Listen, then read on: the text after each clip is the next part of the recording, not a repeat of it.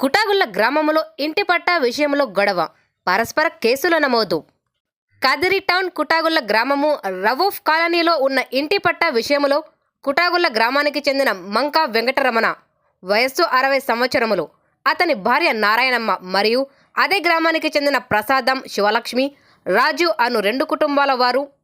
ఒకరికొకరు ఇంటి స్థలము మాది అంటే మాది అని గొడవపడి గాయపరుచుకొని కదిరి ప్రభుత్వ ఆసుపత్రి నందు చికిత్స కొరకు వచ్చి పోలీసులకు ఇచ్చిన స్టేట్మెంట్ మేరకు ఇరు కుటుంబాల వారిపై పరస్పర కేసులు రిజిస్టర్ చేయడమైనది. Inspector of police Kadiri town PS